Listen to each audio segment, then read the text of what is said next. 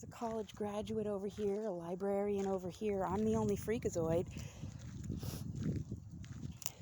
Or like when people say, you know, all the black neighborhoods, well, black guys always end up in jail.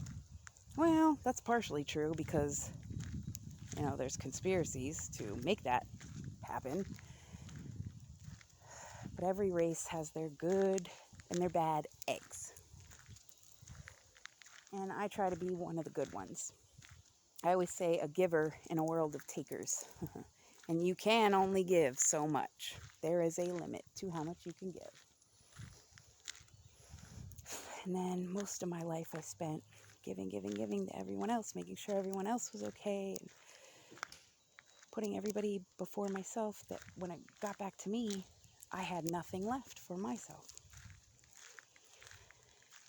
And then so I went through the martyrdom thing, you know, like, I guess I deserve it, and all this misery, it's probably for, you know, this shit or that shit in the past, and that's fine, I deserve it. And like, you take it like it feeds that inner well of despair, and you're like, okay, maybe by all this suffering I'll like atone for my sins or something.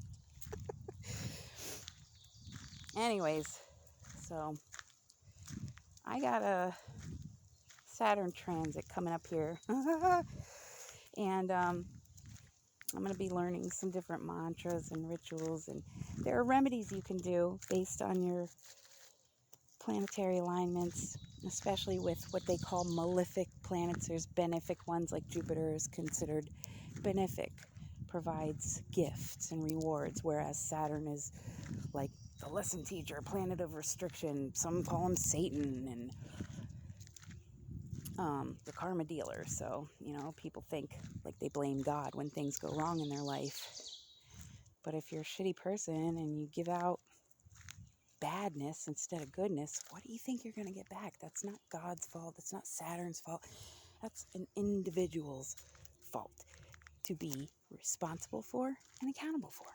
Make it up. So remedies are things you can do, rituals. Feeding crows is one for Saturn.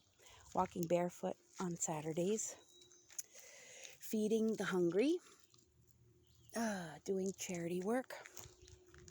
Wearing blue sapphires.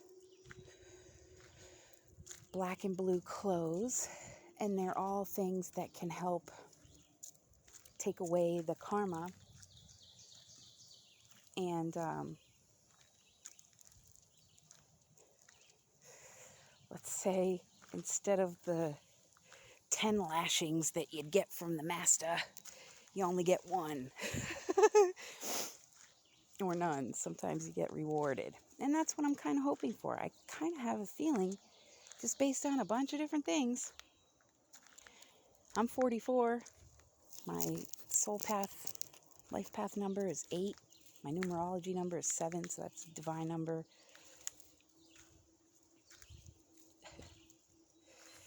And so 4 plus 4 is 8.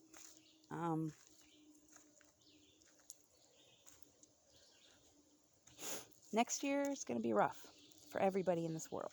Next year, got so many things happening astronomically, astrologically, socioeconomically, globally, worldly, nationally, locally, personally. Every planet in 2022 will be going retrograde next year. And I also got a couple of dates for like full moons and things like that. One happens to fall on my son's birthday. And it fell on my birthday last year. My eldest son, I'm a Capricorn sun, Cancer rising, Pisces moon. He's a Cancer sun, Capricorn rising, Pisces moon.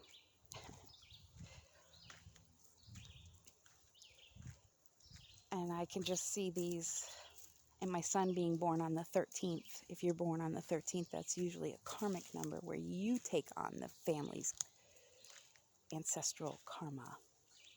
Clear the bloodline.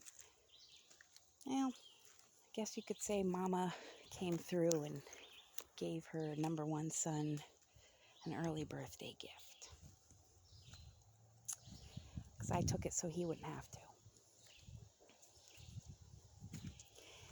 And then when I think of things like that, doing it for my kids or for suffering anybody out there in this world or beyond,